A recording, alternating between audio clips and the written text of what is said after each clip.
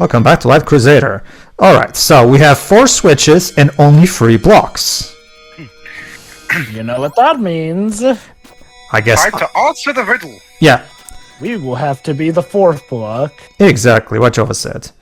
There you go. But how will we get that block to stay down if we get off it? Fortunately, Dwebs, the moment all 4 switches are pressed, at one point it will immediately count, and you don't have to. There it goes.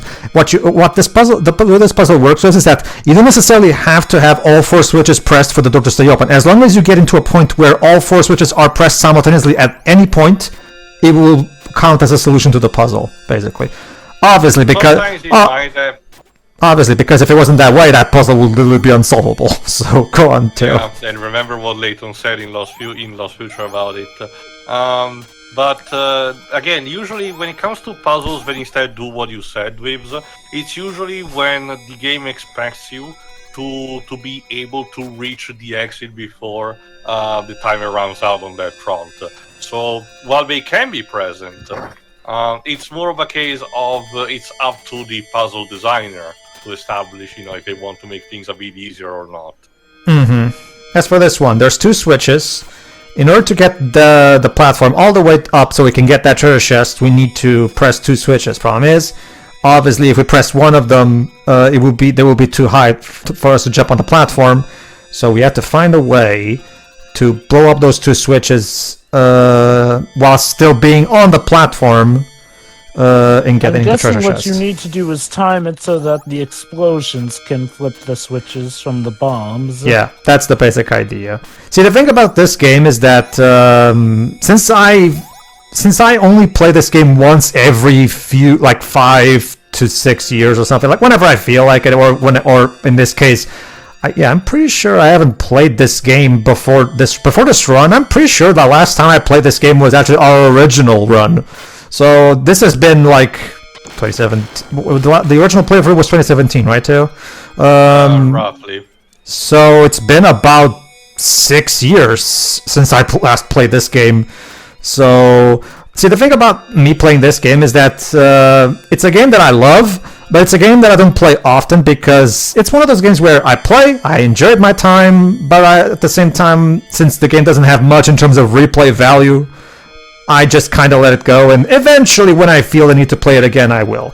Because as we mentioned, while still cared enough about Sega to be re-released in some fashion, neither the games nor its elements have been present in crossovers really. Not even Sega Heroes was surprising. There you go. That game went places when it came to... It's a very clever puzzle. Got a costume. Yeah, it's a very clever... Alright, so this costume allows me to disguise myself as a goblin. Which means now I'll be able to talk to the various goblins. Even though you're looking pretty pale. Yeah. By standard. Yeah, it is. Yeah, I don't really get why his color looks like human Caucasian skin, but whatever. So the costume comes off when you go into water. A lot of games that do this kind of practice tend to have this gimmick where if you get damaged by a stage hazard, your disguise goes off. That's the thing, Teo. The only thing that removes the costume is water, and water is very rare in this game, so it never really becomes a problem. The only other way you can press on the costume on the inventory screen again if you want to remove it. And the costume is, you smell like a human. It also works there that when you put on the costume, after about 3 minutes or however long it is, it will remove automatically, so it's not a permanent thing. That being said, don't worry, that never becomes an actual problem. I'm guessing nothing really bad happens, even if it comes off right in front of another goblin. If it comes out right in front of the goblins, they will attack you like they do when you're in a costume. So just leave the room and come back with the costume, and there you go. It's like it never happened. So don't worry, you'll be fine. What about the rooms where they don't attack you to begin with? They just won't talk to you, basically. Or the shopkeeper not wanting to sell stuff to you. Yeah, basically. And that's basically it. Anyway, but yeah, like I was saying, that puzzle earlier with the bombs, yeah, that was a very clever puzzle. And it's not so much that you have to use you could potentially use the bomb for the switch. However, the real way to solve that puzzle was to use that particular little machine that throws in the blue laser and make it sure that it shoots the lasers onto both switches, one after the other, like I did. One bomb shatters one side and the other shatters the other side, which then lets Again, the light out there. I have to give kudos to Treasure, because for a developer that is known for action side scrollers up until this point, this is, remember, much like Guerrilla Games with Horizon Zero Dawn, this was their first RPG/adventure game rodeo, right? And yeah, for a development team that is making a completely new genre that is completely different than anything they've made before, yeah, this is a good first effort for its time. The puzzles are actually very well designed, and like I said various times before, the beauty of puzzles is that they're ageless. If a puzzle is well designed, it will be well designed forever. And the same thing applies to the puzzles in this game, obviously. That's one of the big beauties of the puzzle genre in general. Like, if a puzzle is good, it's good forever. See? There you go. But I just left the room, so that goblin now stops chasing me because, well, it's like it never happened. The game operates on basic room logic. Whenever you're not in a room, whenever you leave a room, it's like that room resets back to its default state. So whatever happened, it's like it never happened, so you're fine. So you need to do something with this ball. Yeah, this ball, as you can see, you cannot push it and once you touch it, it will immediately start rolling until it hits something. So you can't just push it the way you can push the barrel. So you have to think a bit differently about how you're going to do this. Let me guess. I wonder if the idea is that the heavier that one is weighed down, the more it'll rise. Yeah, there's also that block there.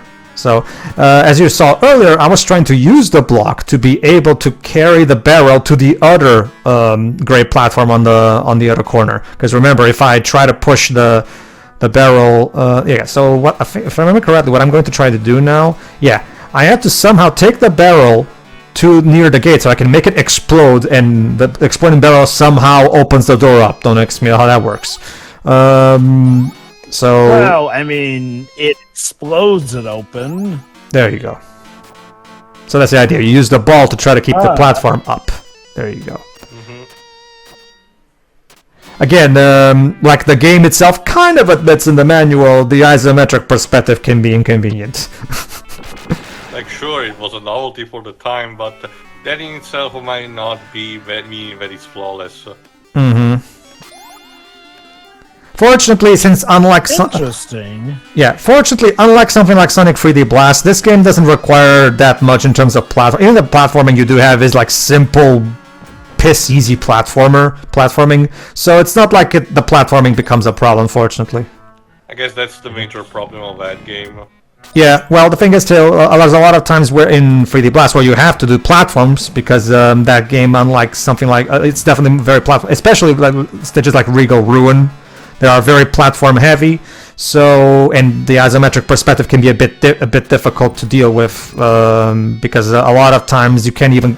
There's technically a drop shadow, but it can be very hard to spot in the heat of the moment a lot of times because it's kind of like the drop shadow in this game actually.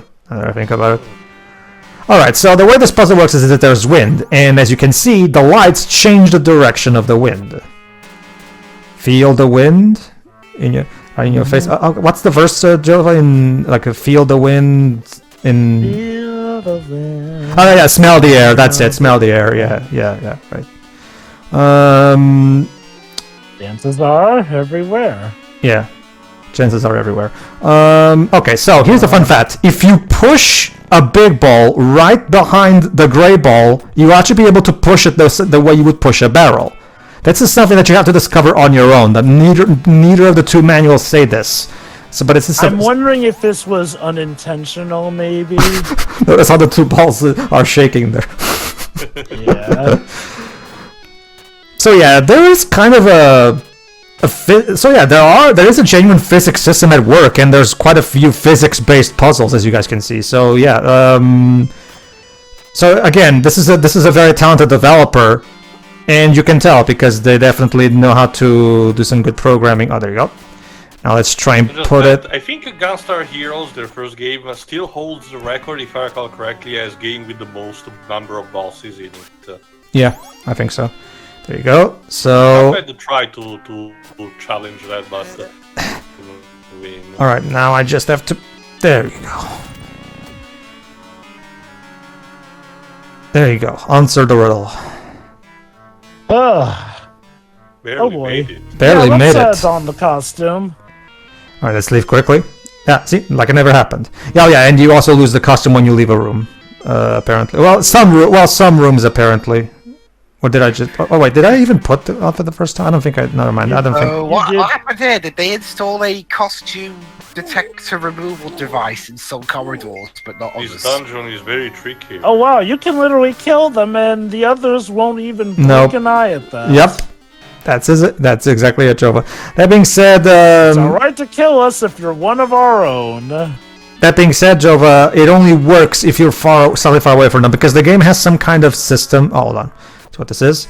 Is it maximum life or... No, red potion. The game has some kind of system, Jova, where if you're wearing the outfit and you try to hit the others where you're right next to them, it won't let you hit them. However, if you get just farther from them enough so that it won't detect that, while at the same time being close enough to hit them, you can hit them. However, it's more trouble than it's worth, so I wouldn't recommend it. Alright, let's see what we can find. Oh boy. Sounds like there might be trouble nearby. Alright, This music. looks like we have two. Oh, and we gained lightning. Stuff. You have to beat them. Yes, we have to beat them, yes. Okay, so... Hold on, yeah, let's see, equip. So the lightning is... Yeah, here's a fun thing about the equipment of this game. As you guys can see, there's only a select number of each of weapons, armor, and gloves. And as you can see, Tail, you can tell which one is more powerful by which one is more to the right. So it boils down to that. I mean, it's still very interesting how a game from this time had this kind of capacity for inventory, because the average RPG at the time sadly had this stigma of having very limited inventory number. Airbound Beginnings did that. Yeah. Pokemon did that. Early Final Fantasy did that. Oh yeah, I don't know if Dragon Quest did that, but I can imagine. Well, the weapons actually, the equipment comes as its own menu, so it's not merged within the other items. But yeah, the inventory can hold up a total of like, I think it's like 30 items in total, which is not trust me, it's actually more than enough for a game like this, because a lot of times you're going to be using most of your food to heal yourself whenever you need that. So very rarely, only by the last two parts of this playthrough do I actually get into a point where I have to throw something away because I have my inventory full. So you should be fine. Funny how the word is literal lightning. Yeah, it's because it's supposedly it's a lightning sword, but there's no element. There's no elemental damage in this game, so I don't know why it's called like that. When it comes to... It doesn't even really give off lightning animations. Some more modern RPGs, well, not necessarily contemporary, but after these, a couple of RPGs will start naming a weapon of this kind Vorpal Blade, even if it doesn't really fit with its equivalent from D&D. Here's what basically happened to you. Like, they named it lightning because they thought it looked cool. It sounded cool, basically. And again, it was probably just a restriction of the localizer's team, what the localizer could put in terms of text. Mm-hmm. You smell like a human. Yeah, they all basically just say that. What a story, Mark. Teo, go ahead. Sorry, give me a second. He says that it seems... There's a phony among us. Yeah, and for the record, they never discover you're a phony goblin at all in the game, so I don't even know why they're even yeah, that's the thing about this game. Again, you can. It's abundantly clear. Oh yeah, and by the way, when you're with the costume, you only heal half your health for some reason. I don't. Seems arbitrarily. Yeah, it's very arbitrary. Any particular gimmick or anything? No, there's not really a reason. I'm honestly wondering if it was some kind of programmer oversight. It's not even a case of punishing you or anything, because it's just a thing that you can easily restore anyway. So it's not like actively get the game being dick or anything. It's just a thing that happens. Yeah, I have to wonder if it's some kind of programmer oversight. Potentially. Like those classic strings of code that overlap. Because Maybe the idea is like, well, it only heals you halfway because you're wearing the costume, which blocks off some of your pores. I guess, but very weird reasoning. Also, you left before you could. No, the way it works, Jove, is that the animation takes its time, but mechanically, it heals your health instantly. It's just that the animation takes its time. But mechanically, the health restoration process is immediate. So. Even with those 4 black dots left. Oh, that's because remember the player life works like the hearts in Zelda games, Jova. That's why we're getting those quote unquote. Oh, right. You hadn't reached that point of health yet.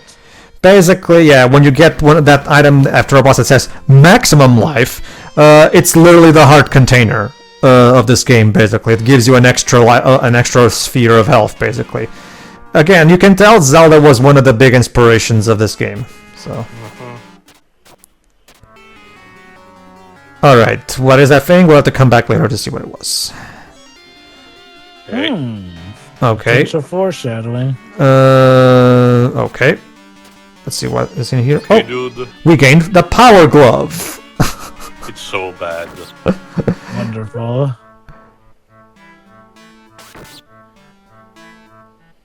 I'll whack you with this ball or a stick. It's called the Morning Star. Actually, I lost interest. Moving on. I called it. It looks more like a gauntlet. Alright. But you can see in the jumping animation that it's a two-hand, mace. It's a mace. Alright, let's see. Let's take off the costume real quick. Like potluck to me. If you somehow manage to avoid the spikes, you probably die from the blood force trauma of the rest of it.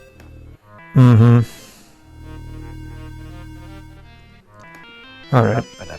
Moving on. Oh, and by the way, yeah, since they don't move, you can even jump on them. Again, I really like how the game treats. I really like how this game treats NPCs like they're objects. Like you can again, the physics system even works on them and everything. You can push them like you can push the other things again. Interesting design quirks that I've never really seen any other game try. I mean, what other game can you push NPCs around the room? I know there are cases, but I cannot really think anything on the tip of my tongue right now. I'll try to think about it. Alright, let's see what this guy has to say. Go on. Oh, it's the NPC. Go on. Not anyone knowing. Yeah, basically they still don't know. Apparently, I okay. think we talked already to this guy. No, I'm pretty sure we have. It's more so too that they have the same character sprites for all of those guys who are working in these mines too. So there you go. Suddenly, giant. The giant. Well, not mechanical spider, but it's a giant spider. Purple spider. Missing some legs, aren't you, Daddy? Long legs. Yeah. For some reason, it only has 4 legs. Didn't anyone? Someone held a broom at some point. Didn't anyone tell Treasure that spiders have 8 legs?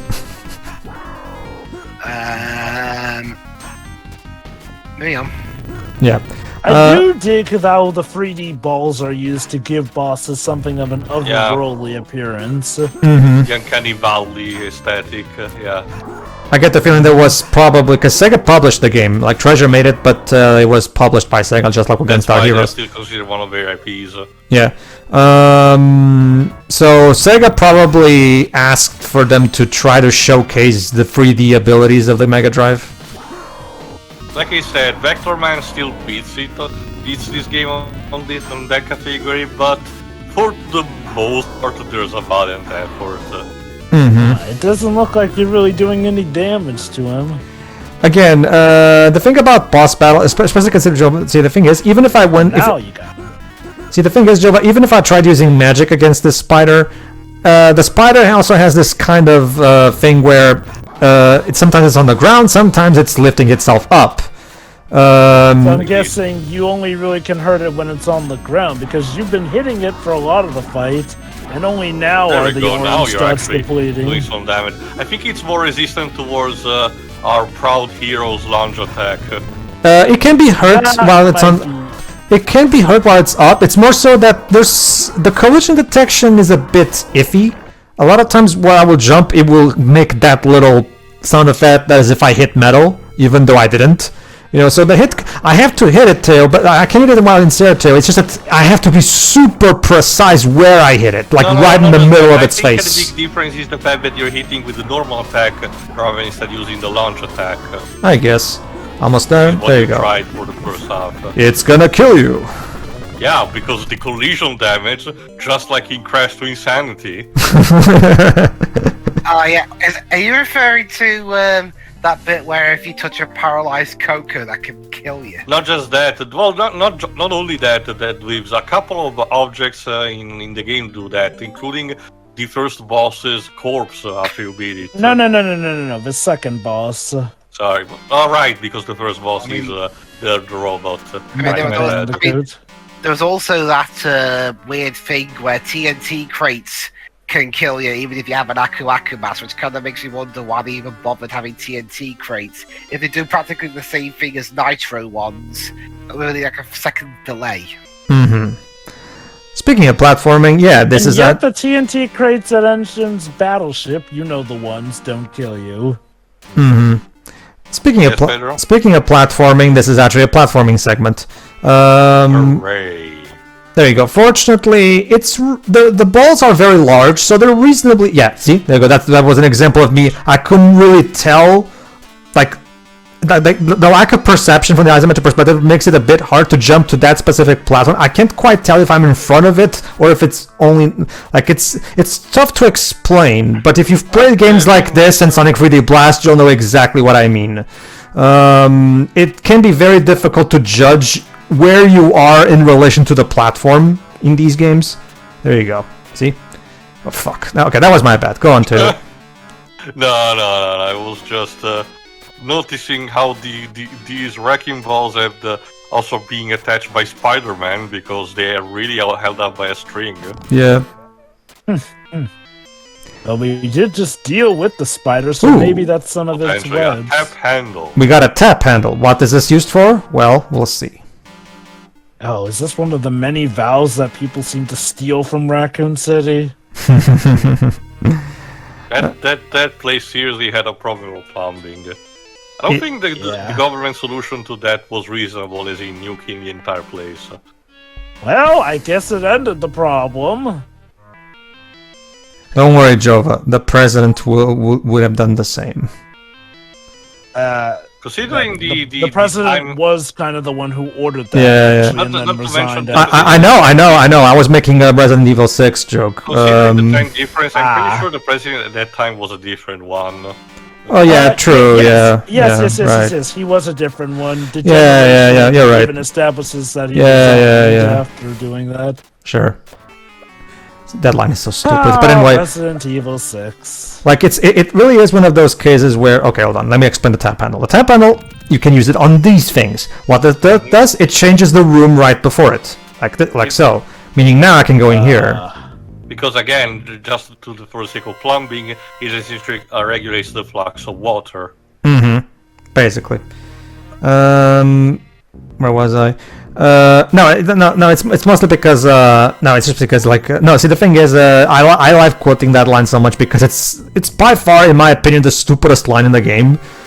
Like, and trust me, that's saying like Jova said, that's saying something. Like when I first played that game back on the PS3, I was watching and I was like, don't worry, you will not be held accountable. What? We're going to... The president would have done the same, says Leon. And I'm like, Leon?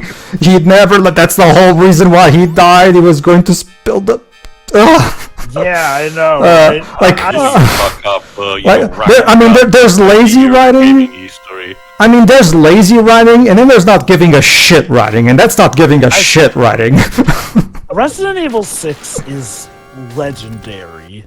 Sure, yeah, some will say it's not the worst game in existence, and sure, you're technically right, but Look at all the stuff that game gets wrong. It mucks with continuity. It absolutely messes with the characters. It puts in a needless bout of drama that we do not need to have because a certain character should not care about a certain other character's step to the point where he considers shooting Chris Redfield, but nope, we gotta throw in that stupid bout of drama. It's because how's it to play? What year was the game released? I forgot. 2013. Was it 12 or 13? Well, it was before BBS, but I distinctly remember one of the first things with the trailer showcase was Chris versus Leon, and it was 12. And people were like, "Oh, look, God, it looks so cool," you know. And I get the idea that's what they wanted, just to have that. Yeah. 2012, and yeah, a lot of people do argue that was literally the main reason that game was made. As to the gameplay, Dwibs, well, it depends. Which gameplay format? There are no less than 4 different gameplay formats. Just the way they're presented, but roughly Leon and Chris's campaign are identical. Yeah, let me put it this way. Sorry, Pedro, go on. It's only Jake's that is different, mostly because of how he plays. But Yeah. roughly, again, it's roughly on the same level of presentation that 4 and 5 had. Let me put it this way, Dwibs. Let me put it this way, Dwibs. Leon's campaign is kind of Resident Evil-ish, but it gets to a point where the action is so bombastic that to a point where the horror element is basically non-existent at this point. Which, don't get me wrong. I say this with no irony. Chris's campaign is more or less a Call of Duty campaign with zombies. Well, it's it's more like I'll argue it's more like Gears of War. That's basically what it is. Basically, Dwibs,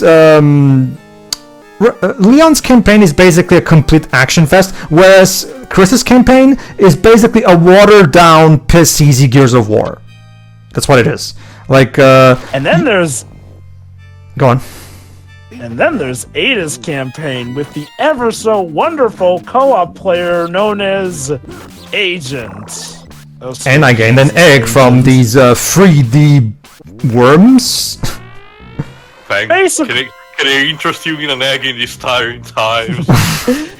Basically, James, one of the infamous things about Resident Evil 6 is that this puzzle. Oh! Damn!